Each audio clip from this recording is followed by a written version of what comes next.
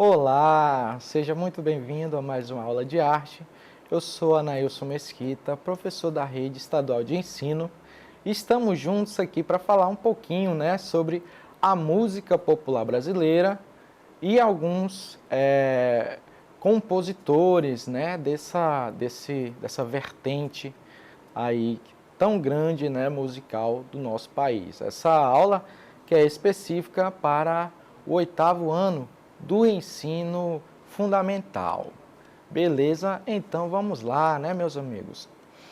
Bom, MPB, Música Popular Brasileira, olha só, o próprio nome já diz, A música popular brasileira resulta de um conjunto de manifestações culturais, de influência indígena, africana e europeia, Já o movimento MPB, Música Popular Brasileira, que é um movimento musical, tá, gente?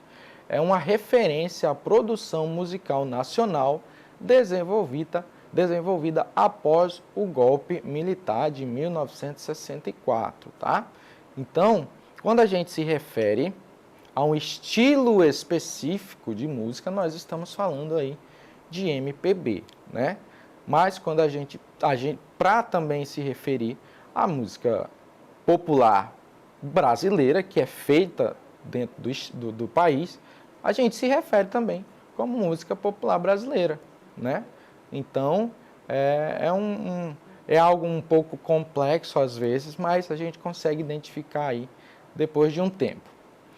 Então, estão, aliás, enquadradas nesse período todas as músicas de sucesso no rádio e televisão, independentemente do posicionamento em relação ao regime militar, beleza? Bom, a chegada do colonizador português, representou incremento na sonoridade com instrumentos como violão, viola, cavaquinho, tambor e pandeiro, Até os dias atuais, esses são elementos que remetem à identidade musical local, principalmente, o samba.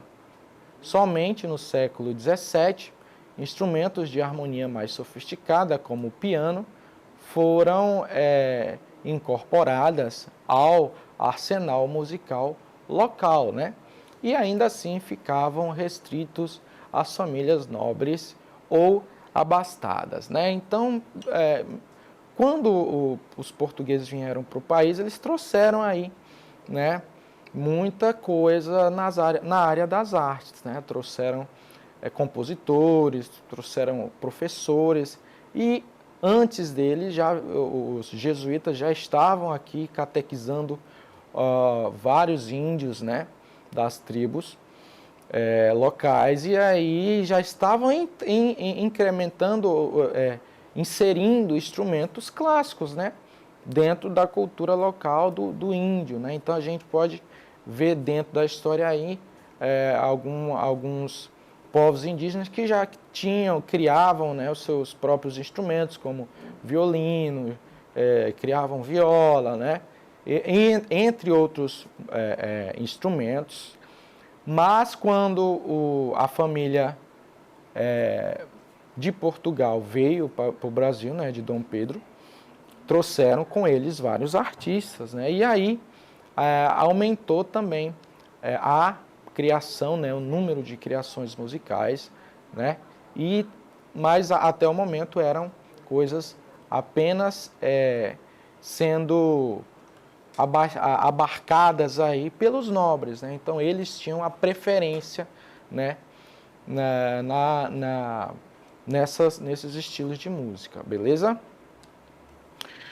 Bom, alguns movimentos aí, nós temos a Tropicália, que é um movimento que foi um movimento cultural brasileiro da segunda metade da década de 60, tá? Embora a música fosse sua expressão principal, a Tropicália envolveu outras formas de arte, como cinema, teatro e poesia, Não ficou só na música, tá, galera? Uma das marcas principais do tropicalismo foram suas inovações estéticas radicais, que mesclavam elementos de manifestações tradicionais da cultura do Brasil, notadamente a união do popular e da vanguarda, né, bem como a fusão da tradição brasileira com tendências estrangeiras da época. Esses objetivos comportamentais encontraram ecos em boa parte da sociedade brasileira sob a ditadura militar do final da década de 60. Né? Então, o tropicalismo aí foi um movimento de fusão, né, da música e das artes em si, onde foi possível, né, unir vários elementos de várias tradições, né, aí do país e também de culturas estrangeiras. Musicalmente, a Tropicália representou uma renovação no cenário musical brasileiro ao fundir gêneros como o baião, né, o caipira, o pop e o rock. Essas experimentações culminaram no lançamento do célebre LP Tropicália ou Panis, né, et Circenses, em 1968, com a participação dos representantes tropicalistas. Aí nós temos Caetano Veloso, né, Gilberto Gil, Gal Costa, o grupo Os Mutantes e Tom Zé. Entre outros campos artísticos, a Tropicália influenciou os trabalhos de artistas como Hélio Oiticica, né, nas artes plásticas, de Glauber Rocha no cinema novo e José Celso Martins Corrêa no teatro brasileiro. O movimento, contudo, chegou ao fim com as detenções de Gil, né, e Caetano Veloso, ou seja, Gilberto Gil e Caetano Veloso foram presos, né, nessa época. E, posteriormente, com o exílio dos músicos baianos por 3 anos. Né? Então, eles foram exilados aí, pediram exílio em outros países. Né? A MPB, né, que é uma sigla derivada da expressão música popular brasileira, é um gênero musical surgido no Brasil em meados da década de 60. A MPB surgiu a partir de 1966 na cidade do Rio de Janeiro, com a segunda geração da bossa nova, né? Mas com uma forte influência do folclore brasileiro que já vinha desde 1932. Na prática, a sigla MPB anunciou uma fusão de 2 movimentos musicais até então divergentes: a bossa nova e o engajamento folclórico dos Centros Populares de Cultura da União Nacional dos Estudantes. Os primeiros defendendo a sofisticação, né, o pessoal da Bossa Nova defendendo a sofisticação musical, e o segundo, né, o pessoal aí dos Centros Populares, a fidelidade à música de raiz brasileira. Então, enquanto uns defendiam a sofisticação, essa música ela tem que ser uma música boa, uma música sofisticada, principalmente em sua forma criativa, né? Com arranjos novos, com arranjos diferenciados, trazidos do jazz. Né? Então, alguns iam para esta tendência. Já outros diziam, sim, pode ser assim, mas a gente tem que preservar a raiz da música brasileira. Né? Como é que a gente quer fazer música, quer difundir um estilo, sendo que ele é um estilo estrangeiro? Não pode ser. Tem que ser algo que faça parte da nossa cultura. Então, tinha aí essa divergência, né? E a partir daí surgiu aí a MPB. Né? Seus propósitos se misturaram e com o golpe de 1964, os 2 movimentos se tornaram uma frente ampla cultural contra o regime militar. Né? Se juntaram aí, se uniram, adotando a sigla MPB na sua bandeira de luta, beleza? O nome MPB pode, em determinados momentos, criar confusão por aparentemente se referir a qualquer música popular do Brasil, né? Então, a música popular brasileira é uma música que pode ser feita dentro do país, né? Porque toda música criada dentro do país é uma música popular brasileira, mas também é um gênero. Por esta razão, ela pode causar uma confusão aí quando você se refere à música popular brasileira. Então, seja específico. Olha só o que acontece. é importante diferenciar MPB, o estilo musical, tá? De outros, como o samba, o choro, a bossa nova e etc. Até porque a MPB ela tem a sua história, como nós acabamos de ver, né? Apesar de todos terem ligações, não são a mesma coisa, tá?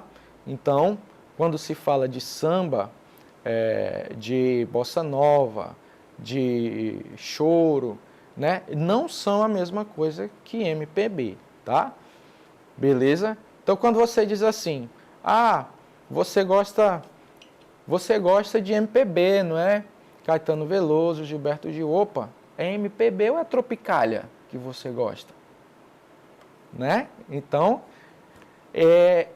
seja específico. Apesar de todos terem ligações, não são a mesma coisa. Assim como a bossa nova, a MPB foi uma tentativa de produzir uma música brasileira nacional, né? Genuinamente brasileira, a partir de estilos já tradicionais, né? Já existentes.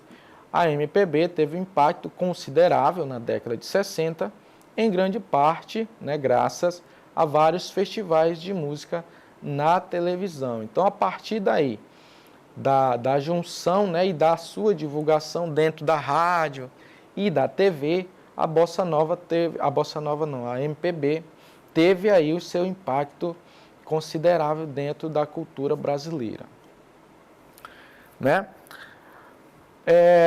A música na colonização, né? O colonizador português utilizou a música como instrumento de catequese, né? Os jesuítas vieram aí para o Brasil trazendo aí suas vertentes musicais e tentando catequizar os índios através da música, né? Os padres jesuítas musicaram, né, peças teatrais e autos como forma de facilitar a compreensão do evangelho. O padre José de Anchieta é reconhecido como um dos compositores de muitas dessas peças e autos, tá? Ele que foi um dos grandes catequizadores, né, dos indígenas aqui na época. A tradição das danças, do ritmo e do som africano foram decisivos para as atuais manifestações da música nacional, né? O batuque, extraído de instrumentos como atabaque, cuíca, reco-reco, pandeiro e tambor, formam também a base do que seria mais tarde o samba, né? Então aí, veja que muitos dos estilos estão ligados aí com a vinda, né, do europeu para o Brasil, né? Temos aí alguns instrumentos, veja, nós temos aí o pandeiro, né, o tamborim, o atabaque, o reco-reco, né, a cuíca e entre outros, certo? A partir de 1800, a mistura de influências já resulta na composição de modinhas e popularizou o ritmo lundu, né? Então, a partir de 1800, as coisas já começam a ter várias criações, várias outras formas aí, com o padre também José Maurício Nunes Garcia. Tranquilo? Então, ficamos por aqui, né? Não esqueça de acessar a nossa plataforma Eduque e até a nossa próxima aula.